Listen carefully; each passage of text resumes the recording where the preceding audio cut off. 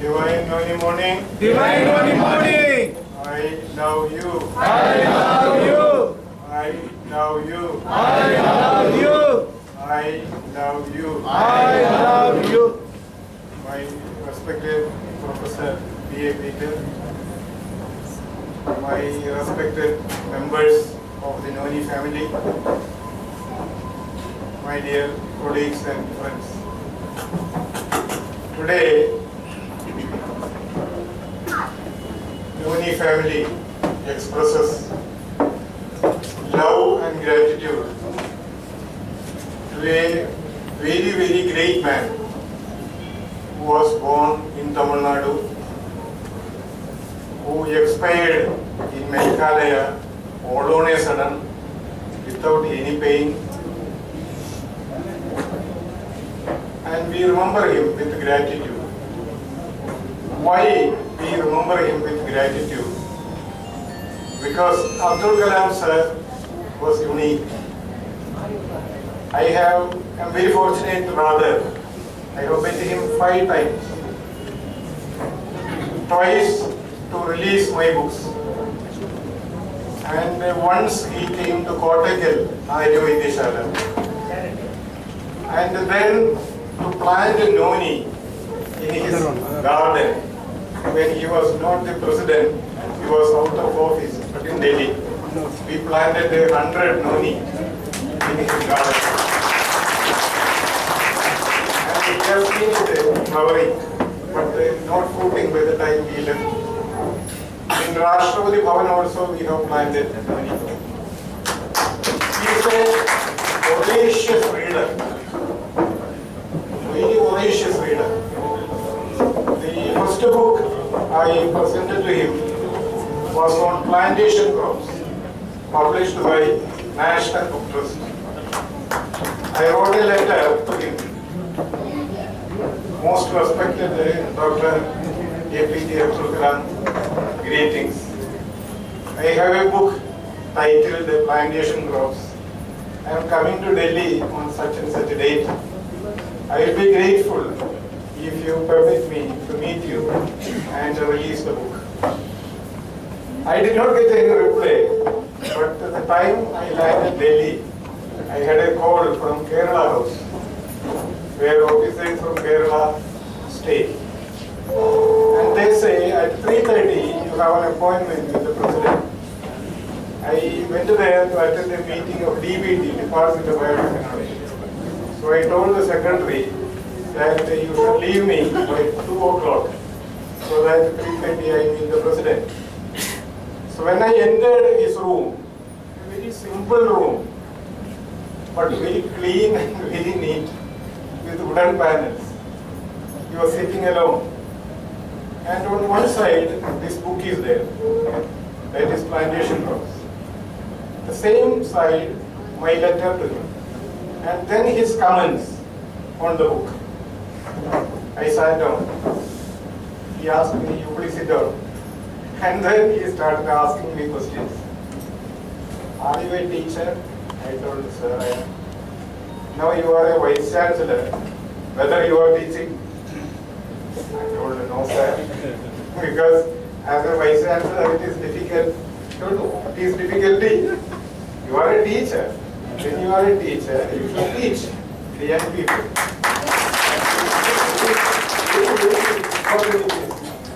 And then he asked me about plantation crops. Why are you promoting aracanut? Because aracanut chewing, along with the tobacco, leads to cancer. So he was asking me, why are you promoting aracanut and coconut and so on and so forth? You should understand, he is a BSc in physics from Tiruchirappalli. He is an MSc in space engineering from Madras Institute of Technology. And he is called a missile man. And also he is specialized in material science. That's a very, very important it is. Many of the disabled people are able to walk now using his material, which is very lightweight. In spacecraft, in satellites and all sorts of things, when the temperature outside is less than 200 degrees Celsius. You cannot imagine that temperature. When you go up and down, the temperature goes down, and the temperature is 200 minus degrees Celsius. So at that time, some metal should survive. So he developed certain materials, and then his brain, thought that this is good for patients. And similarly, the study, they use for the intestine. So they wanted a metal which is compatible with our body. You see, our body, our flesh, it has to be compatible with that.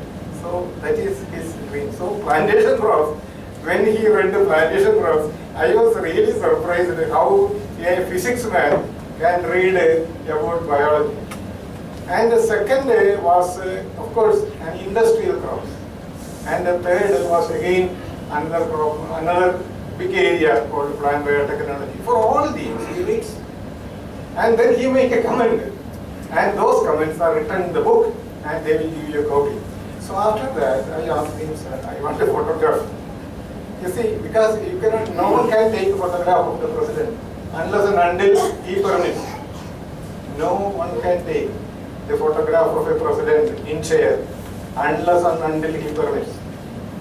So I asked him, sir, I want a photograph. Then immediately he pressed somewhere, so photographer comes. And then he comes to the front. So I also go along with the book. And the photographer clicks. Somehow his eyes, went a little flashing. He told, you take once again. Really, he's a simple human being. Kindly don't make, he's not godly. He's not something superhuman. He's just like you. Very, very, simple and humble. Simple and humble. Then after that I came out and they got a photograph by 3:30. And those days in CD they give, not those days pen drive and all those things are not there. So they give like this. Then like that, when he attended in City Fort, our Noni sir, it was not that easy. He wanted to know what is this Noni. He knows about all these plants, but he does not know what is the medicinal value, because he had a great dream. He's a dreamer. That is one thing very special for Abdul Kalam sir, which I have seen. He says, if you don't dream, you don't achieve. If you don't dream to be a chancellor or a vice chancellor or a governor or a very good marketer or very good seller or very good dealer or very good distributor, you cannot. You have to dream, yes, I am going to do this, I am going to do that. So he had a dream of a illness-free India, just like hunger-free India or zero hunger India. There is a very big program. Zero hunger. He has a dream. And he has a dream of a healthy India through Noni. He had a dream of a healthy India through herbal plants, including Noni. That is why he read all these monographs. Have you ever seen that monograph? It is about 1,000 pages. Have you ever read it fully? I don't think you have. But this gentleman read it fully. And he marked everywhere. He marked everywhere, wherever there is a doubt. And that came into his 10 agenda of oath. He took an oath. After this program, after his speech was over, there was a pledge taking. I don't know how many people attended. In Delhi, you would have heard the 10 pledges. And one pledge, he says, it is good, against a particular disease, or it is good for vigor, or it is good for that, and it is good for this. So verification of it. Verification of it. You should do at least one product 1 year. One product 1 year. So he had that great dream. And what touches me most is one statement. And my dear friends, this is very important for you and for everyone. He says, you are a sand. You are a sand. and he has also become a sand now. You are a sand, and several sands make this earth. Millions or billions of sand make this earth, and several earth make this galaxy, and several galaxy make this mega galaxy, and several mega galaxies make this universe, and several universe make this mega universe. So ultimately, Abdul Kalam sir has gone back, means he exists here. This is not a mysticism, or it is not occult. It is not occult, or it is not a, I think you would have heard about V.R. Krishnaya, Justice V.R. Krishnaya.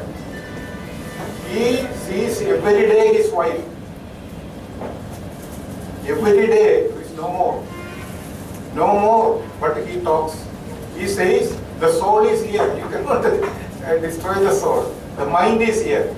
So here again, Abdul Kalam sir indicates that though he may have gone physically he has become a saint, but the very spirit of Abdul Kalam sir of a disease-free India remains very much.